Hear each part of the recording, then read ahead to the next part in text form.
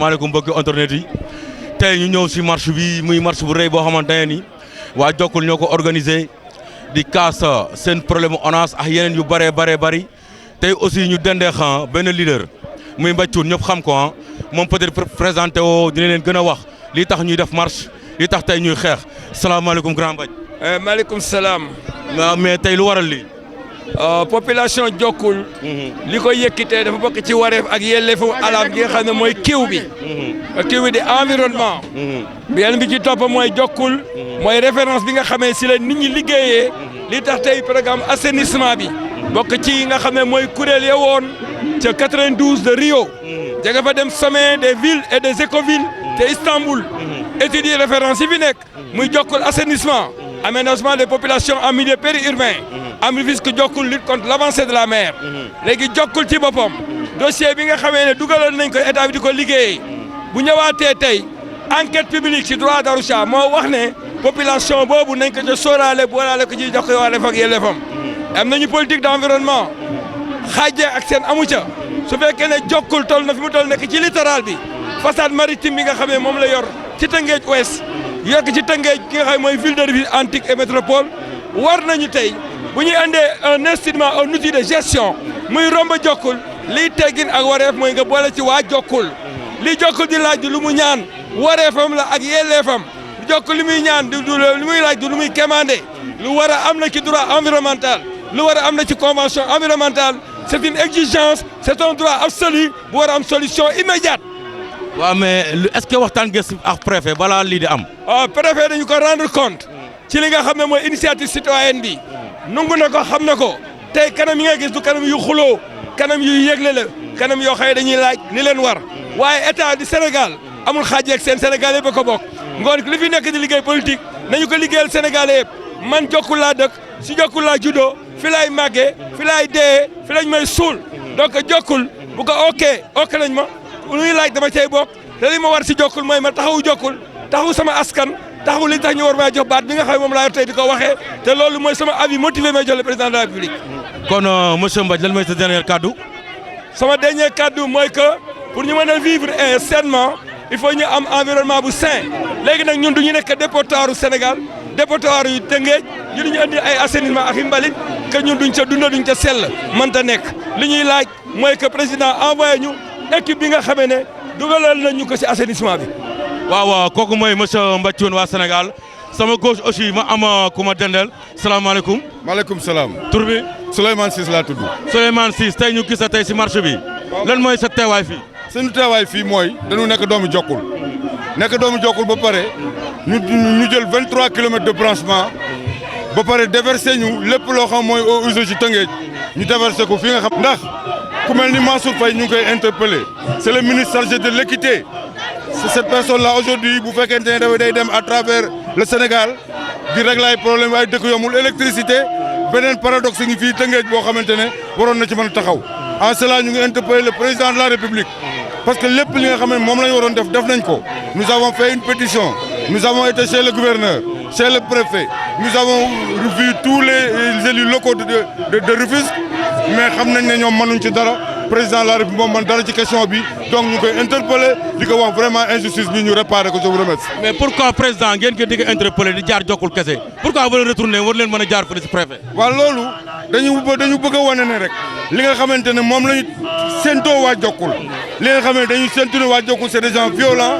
dañ leen bëgg a wane le contraire lii c'est une première dañuy démarrer biir Jokkul defaale sensibilisation suñuy bokk mais boo lëggee nous allons passer à une vitesse supérieure. La vitesse supérieure consistera à ce que nous marchions de Rufisque vers la préfecture pour déposer un mémorandum. Maintenant, loolu bu ci mënul dara il y aura encore une autre vitesse boo xamee duñ leen ko waxagul léegi loolu suñu kanam la ne je vous remercie. lan mooy sa dernier kaddu monsieur Ousmane. comment. sa dernier kaddu. sama dernier kaddu mooy maa ngi gërëm ñi nga xam ne génn nañ yëpp ñëw jàppale ñu ci li ñuy def.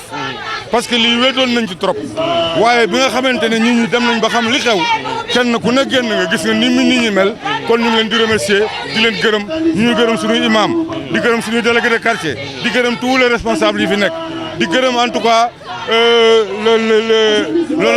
l'honorable Mbacioune est quelqu'un boo xamante ne fépp foo xamante ne askanu taxaw na fa mu nga fay taxaw ñu ngi gërëm également le député Aliou Souaré dañu toog suñuy kër di ko seetaan au niveau de la télévision à l'Assemblée nationale muy défendre par rapport à ce paradoxe donc ñu ngi koy gërëm moom it di ko sant di leen gërëm yéen journaliste jërë ngeen jëf. merci beaucoup. gis ngeen marche bi gars yi ñëw nañ ba si ENDA bi fii la yem y a des jeunes nag quoi gis naa ay jeunes yoo xamante ne nii ñu ngi taxaw sama côté engagé trop ma désire fa benn jeune salaamaaleykum grand. maaleykum salaam ñu ngi lay. yow yaay kan. man maay Baye Zal. Baye Zal lu waral seen marche bi tey. waaw marche bi li ko waral sax dafa bari. parce que boo xoolee ENDA bi.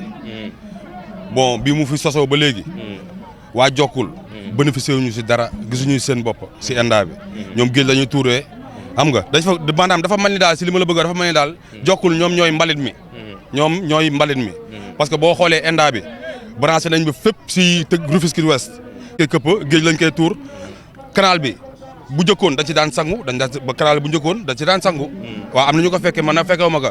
waaye nag canal bi fi mu toll nii léegi jéggi canal bi sax doy na waar. waaw canal bi tamit ak xaalis bi nga xamante ne alal ji nga xamante ne nii dëgg naa moom lañ siy def. gars yi moom la ñuy wax ne moom lañ siy def. d'accord ñu si tey d'accord ñu si ëllëg. li ñu bëgg si Tëngéej mooy lan particulièrement à Jokkul Macky Sall président Macky Sall ñun les jeunes de Rufisque yow la ñuy waxal président Macky Sall bul fàtte ne waa Tëngéej ñoom ñoo la fal.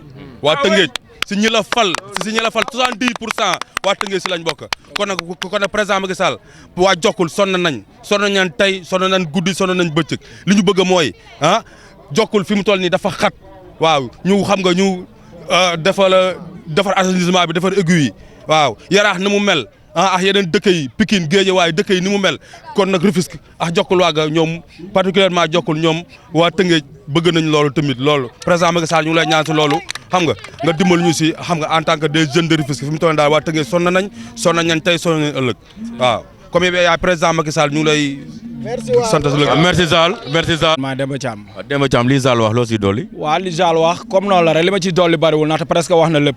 mais li ma ciy yokk mooy autorités yi nañ ñu respecté.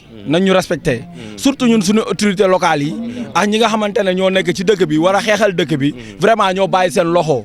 ndaxte Tëngéej waroon na dépasser fii. mais Tëngéej buñ toogee bay wax ci problème mu assainissement. vraiment dañu tardé. muy maire yi muy ñëpp qu'importe ñëpp kenn deful li nga xamante ne mooy sa devoir. donc li ñu war a dem mooy assainissement bi nañ ko jéem a gérer. ak yi nga xamante ne moo nekk ci waaye.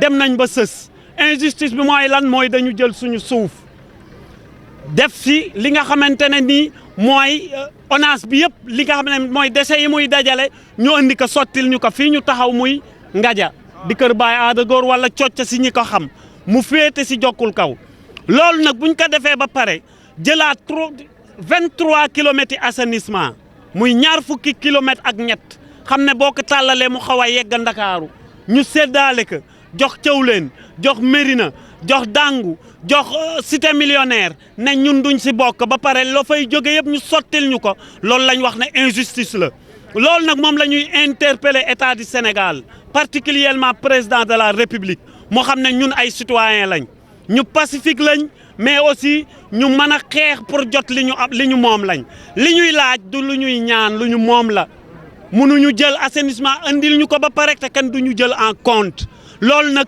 Jokkul jóg na tey mu tàmbali wax nañ ne keroog wax nañ ko ci point de presse bi ñu jëkkoon a def mooy buñ ñu branché wul nañ xam ne station bi du fonctionner parce que mënul non seulement branché wu ñu mais réseau bi fi jëkkoon a jaar di couler ci suñu kër yi di delluwaat ci biir kër yi dex gi ngeen romba yéen journalistes yi gis ngeen ko du ndoxu géej ndoxu ONAS la fii ñu taxaw dex a ngi nii gu ñu créé du ndoxu géej ONAS moo ko fi def parce que day couler di sottaku ci suñu mbedd yi beneen bi mooy fii ñu taxaw nii mooy benn plage bi nga xamante ne ni dese nañ ko mais foofu la ñuy tuur ndox mi ñu wax ne traité nañ ko ba noppi ñu di leen ñaan waa ONAS ñu xam ne ñun ay nit lañ mënuñu jël Cap de Biche bootal ñu ko jël ONAS bootal ñu ko jël bétoir bu bootal ñu ko lépp dese yëpp ñu dinu ko sottil ci géej gi ONAS dañ leen di exiger ñu jël tuyau yoo xam ne day dugg 1 kilomètre ci géej gi pour sotti seen ndox yooyu ñu traité ba noppi loolu mooy li ñuy exiger donc lii mooy li xam ne Jokkul moom lay exiger état moom lay laaj pour que ñu branché ñu sans condition te kenn su ñun du fay nag parce que suñuy suuf lañ jël sans condition te duñu fay loolu la ñuy ñaan état du Sénégal di ko ñaan président de la république wasalaam. As Mbengue laa tudd. dama yaakaar ne li As Mbengue wax leer na ñun du ñu nekk population boo xamante ne xamuñu suñuy droit xamuñu suñuy devoir ñun xam nañ lépp waxoon naa ko fële ñu nu administré tey yaakaar naa maire wala ñii ne xamante ne ñoo nekk fi ay préfet nekk commissaire de police dañu war a wàcc si base bi di xool askan wi lii leen maanaam seen i jàmbat seen i jooy mais préfet bu toogee bureau maanaam xamuñu cocc bu ñu leen di enquête xamuñu cocc fi ñu taxaw nii dama bëgg ñoom ñu ñëw suñu dëkkuwaay yi ñu xam ko fii sañ ci maam la bu Tëngéej amee tey fukki penc ak ñaari jokkul la si bokk jokkul kaw jokkul njuureen jokkul njaayeen jokkul xeer boo compté démb donc ñu jël nu tuural ñu ñay dese yëpp 23 kilomètres comme ni ko suma kii président bi waxee As gune yi nag day na daa fatta réseau bi ban amulee satisfaction réseau bii ngeen la gis dañ kaa fatta parce que jokkul la ñëw ba nu connecté wulee di leen fatta réseau bi nga xam ne ñun am nañ fulla tey yàlla def nañ ay banda yu weex gis ngeen ne lii dun dañ changé donne bi gars yi yëkkati leen banda yu weex changé nañ donne bi parce que dañ ñu jokkul ay quartier de feu la xam nañu ba baax mais nun tey dañ sol lu weex wan leen ne nun xam nañ nu mu demee bu nu jàmm moo ñu tax a jóg nee nu connecté si jàmm wala ëllëg nu passé à la vitesse supérieure xam nañu ba baax asalaamaaleykum wa rahmatulah. di jooy xam nañ ne gis nga jàngoro ji ñëw si dëkk bi salte moo ko fi andi fii góor ñi jaare man du ma fa jaar dama leen di wax conséquences yi fi ne ndax ñun jigéen ñi ñooy fóot si kër yi ñoo war a setal kër yi ñoo bëgg am fu ñuy tuure amuñ ko nag moo tax ñu bëgg ku ñu branché xam nga lu tax ku góor ñi pour ñu xëy liggéey si jigéen ñi la aju kon salte bu bëri bii àndul ak wér gu yaram te nag a nazafatu minal iman gëm yàlla si basam si set lay tegu kon mënoo ne da ngay jaamu yàlla wala da ngay lekk teg yow setoo set gi mënuñ kaa yóbbu fenn lu dul ñu branché ñu parce que mënuñoo considérer ne jigéen ñi jokkul mën nañ politique mën nañ lu ne lu baax lu ne ñu koy def te ñoom seen dëkk moo fi gën a salte amul dara lu fi changé jigéen ñëpp dañoo amee seen tension moo bese ndax yenu ba sonn te ku sa tension bese da ngay miir boo miiree xam nga lan la mooy jàngoroy anémie anémie sévère la jigéen ñi ëpp si jokkul ñëpp amee ndax yenu ba dee te day rey ñun nag ñu ngi ñaan président de la république di ñaan Marème Faye Sall yàlla ji muy ut si mandat gii na si boole waa jokkul ndax ñoom dañoo satisfaire Macky Sall 100% kon ñoom li ñu war a def nañ ko ñoom nañ ñu rendre monnaie ñun sonn nañ gi nga nun ay lébu lañ au bord de la mer gii lañ juddoo bayenu baransewulee dañoo ñëw fotta fii kenn du fi go loolu laa doon. Mais je vais entamer mon propos par des remerciements. Remerciements à l'endroit de deux honorables députés. L'honorable député Aliou Souaré, qui n'a ménagé aucun effort pour défendre ce paradoxe au niveau de l'Assemblée. Et l'honorable conseiller Mamadou Diop Thioune, que nous appelons affectueusement Mbadj Thioune, qui également, même sur le plan international, n'a jamais ménagé d'effort pour aller à l'endroit de l'intérêt des Djokulois. Donc moi, je m'appelle Souleymane Ciss, je suis membre du collectif pour les intérêts de Djokoul et environnants. Aujourd'hui, nous nous sommes réunis pour revendiquer à ce qui concerne un paradoxe, ce qu'on appelle un paradoxe, le paradoxe de Rufisque. On ne peut pas comprendre qu'on ait augmenté 23 km sur les 13 qui étaient déjà existants, qu'on nous déverse l'ensemble des eaux usées de Rufisque et du département. Parce que tous les eaux qui sont pompées de Sébikotane, en passant par Diamniadio, Bambilor, tous ces eaux-là sont déversées ici par des camions citernes. Et l'ensemble des eaux qui sont dans les canaux sont déversées également dans nos terres. Et il y a très souvent des rejets. Ces rejets retournent dans nos quartiers, ce qui constitue une bombe écologique. Donc aujourd'hui, nous portons en faux contre tout cela. En cela, nous avons fait toutes les démarches nécessaires. Nous avons fait une pétition de 1500 personnes ou plus. Nous avons été voir le préfet. Nous avons vu l'ensemble des élus locaux. Souleymane Ndoye, Alioune Mar, tous ces gens-là, nous avons été les voir. Nous avons été jusque chez le gouverneur de Dakar. Donc aujourd'hui, nous pensons que ces gens-là ne peuvent rien sur ce problème-là. Maintenant, nous interpellons directement le président de la République. Alors aujourd'hui, vous avez changé la donne, comme on l'a dit. C'est des couleurs vraiment blanches, des couleurs de paix. Vous appelez la paix.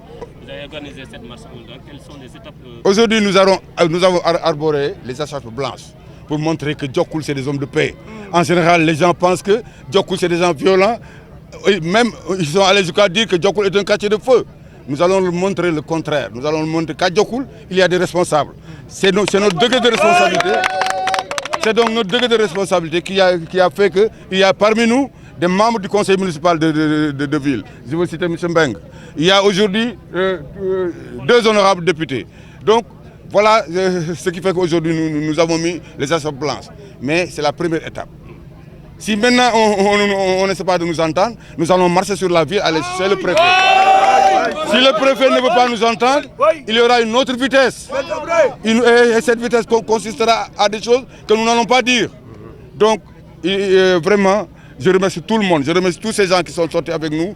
Et je vous remercie, vous les journalistes. Et je remercie l'ensemble des populations de Diokoul. Bravo à tous.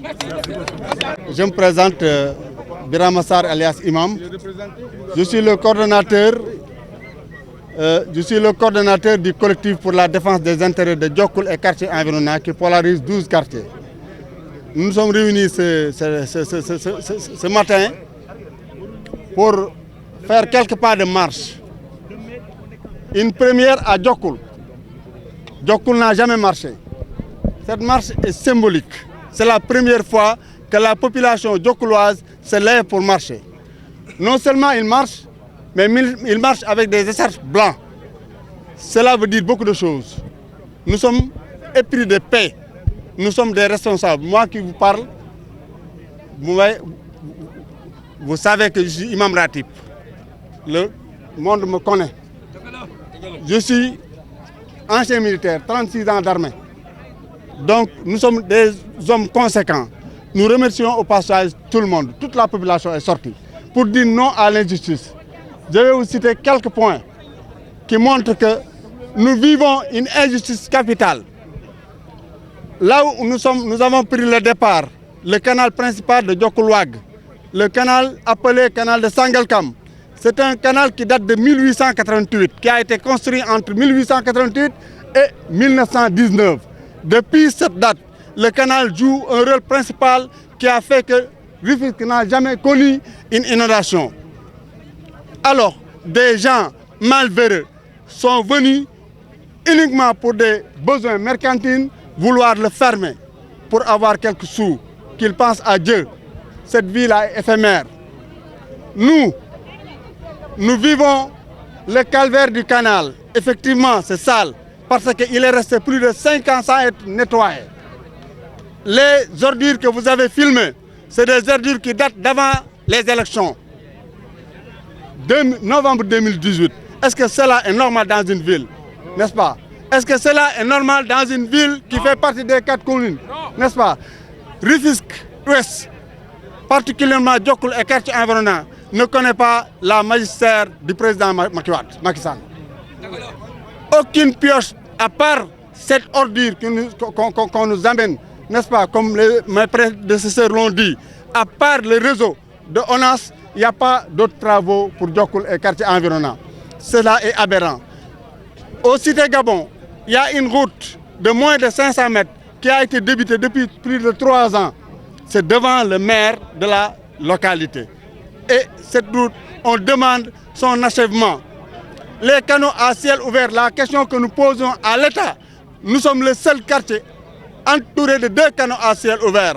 Le canal de Diokoul-Ouag, nous posons la question, pourquoi vouloir fermer l'un et laisser l'autre? Nous disons à toute la nation, à toutes les Rufisquoises et Rufisquois, que ceux qui ne sont pas capables d'enlever du sable sur une route goudronnée, sur la route nationale, ne seront jamais capables d'enlever des algues marines dans un canal fermé. Oui. Retenez ça. C'est un canal qui absorbe tous les déchets, n'est-ce pas, venant de Dakar, n'est-ce pas? Alors, donc ce que nous demandons vivement ici, c'est la réhabilitation de ces 2 canaux. Ça ne nous coûte même pas 5 milliards. Et il y a un projet qui est sorti dans les réseaux sociaux qui fait que 4,5 milliards et quelques doivent être injectés dans ce canal. Et ça risque d'être le pire des défauts, le pire des situations, la pire des situations que le président Macky Sall ne mérite pas dans son ministère, n'est-ce pas? Donc on finira pour demander le prolongement de la digue de protection jusqu'à Diokoul-Ouaga, qui a été commencé et arrêté à Diokoul-Kaw. Il y a également la zone de Ndépé, là où on a commencé. C'est une zone complètement abandonnée. Ni éclairage, c'était la plus belle route de Rufisque, n'est-ce pas? On demande sa réhabilitation, n'est-ce pas? Et on demande également à ce que cette route soit éclairée, n'est-ce pas? Donc en quelques mots, nous remercions toute la population diokouloise et nous disons que la lutte vient que commencer. On a dit, on commence par montrer notre intention. C'est quoi? C'est obtenir dans la légalité ce que nous cherchons avant qu'on arrive au... Car la première fois, on avait dit ce qui s'est passé à Saint-Louis n'est que de la fumée. Ce qui risque de se passer à Diokoul, ça sera du feu. Ah oui? Ça sera du feu, n'est-ce pas? On alerte, nous sommes des responsables. Yon sasam dafa wax ni man raa minkum munkaran falyughayyirhu bi yadihi fa in lam yastati' fa bi lisanihi. Foofu lañ toll. Quand vous voyez quelque chose de mal dans cette société, il faut l'éradiquer. Si vous n'êtes pas capable de le faire, il faut le dénoncer. Nous sommes à l'étape de la dénonciation. Ne nous obligez pas à faire autre chose. Dialogue territorial. Et ce dialogue territorial est un dialogue citoyen. Ce dialogue citoyen est un droit des Diokoulois comme tout Sénégalais qui aujourd'hui est sous la tutelle de l'autorité de Macky Sall. La nation est indivisible. On ne peut satisfaire une partie et léser une autre partie. Diokoul aujourd'hui, c'est le centre de référence de toute la problématique environnementale. Et quand on règle Diokoul, on réglera tout Rufisque. Il faudrait que les problèmes partent d'un point pour terminer à un point de satisfaction. Diokoul est en droit de demander à ce que l'injustice soit corrigée, à ce qu'on comprenne qu'il ne peut pas bénéficier aujourd'hui d'un réceptacle des autres problèmes des quartiers environnants pour en subir les conséquences directes. Il faudrait qu'on pense aujourd'hui qu'il est nécessaire de revoir l'étude d'impact qui a été menée et de dénoncer aujourd'hui les incohérences de l'environnement. Ce qui est sûr aujourd'hui, Diokoul a lancé un signal fort pour la protection de son environnement. Diokoul a besoin d'être entendu, Diokoul a besoin d'être revisité, Diokoul a besoin de ces corrections et fait appel aujourd'hui à l'autorité qui décide de Diokoul et qui est le président de la République du Sénégal. Diokoul daf ko def ci wareefam daf ko def ci axam si li koy xam ne da cee am baatam ñu war ko koo jox bañ ko koo xañ Diokoul ma ñu jël ay jooyi jàmbur faj ko ñëw di leen wéer seeni jooy ñuy jooy Diokoul li muy laaj le Sénégal yëpp am droit laaj ko ngoon su ko Diokoul laajee mel na ni kuy lijjanti Diokoul fi ngay jaar lijjanti te ngeen jëpp ci problème mu kiw bi ak alam bi ku xam mbirum environnement ni mu tëddee Diokoul li nga xamee ne tey dal na ko mu jege jàmm ji li muy jëkk a oote mooy waxtaane ko yëglu ba buur bi mën cee taxal ab dogal ngir Diokoul daa bokk ci Tëngéej te Tëngéej ka mënu koo liggéey ka booloo ci Diokoul ngoon noonoo liggéey Tëngéej di xejj Diokoul jël la nga liggéeyal waa Tëngéej di ko sotti waa Diokoul muy nekk seen naxar di nekk seen tiis ka Diokoul dañu faju ngoon Diokoul war naa jóg ñu yëg ko wax ji nag waa Diokoul ko wax keneen ku ko wax ko dul waa Diokoul di nga yàq wax ji ko waa Diokoul wax nañu wax ji te wax jooju le président war a dégg pour régler ko. Leur message pour le relayer au plus haut niveau parce que je pense que c'est ça notre mission. J'avais effectivement posé cette problématique mais je pense que ça a été effectivement c'est l'occasion en tout cas de féliciter les initiateurs de cette marche. Ça ne fait que confirmer déjà ce qu'on a posé à l'Assemblée nationale et je les ai suivis même sur un réseau, le panel. Parce que j'ai puisé sur le panel pour aller porter cette doléance au niveau de l'Assemblée nationale. Aujourd'hui, ils ont posé des actes. C'est l'occasion de vous féliciter, de vous dire que j'ai bien écouté, C'est un paradoxe. Vous ne pouvez pas avoir une station qui est là, qui traverse tout un quartier, un des quartiers les plus peuplés au niveau de Rufisque. Et vous allez effectivement dans 10 autres quartiers qui déversent leur eau usée au niveau de cette, sans que même Diokoul en bénéficie. Mais je pense que ça pose problème. En tout cas, je pense que c'est l'occasion d'interpeller le ministre qui a en charge l'équité. C'est un problème d'équité. C'est un problème d'équité. Le ministre des Eaux, c'est vrai, le ministre des Eaux et de l'assainissement a une responsabilité, mais je crois qu'actuellement aussi, autant que le ministre en charge des eaux a une responsabilité, mais autant qu'effectivement le ministre qui a l'équité en charge a une responsabilité. Vous ne pouvez pas aller à la frontière, régler les problèmes d'équité entre les villages et les pays frontaliers et laisser un quartier comme Diokoul qui est actuellement assis sur une bombe écologique. Je pense que ce n'est pas normal.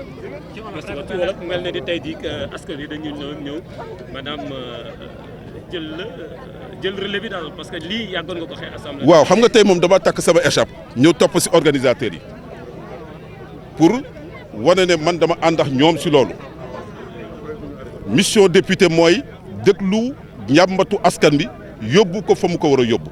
am na ku ma ko doon wax sànq da jekki ne que député mënul régler problème mais la mu man mooy recueillir ay doléances poser ko fi mu ko war a poser problème bi recueilliroon naa ay doléances poser ko au ministre.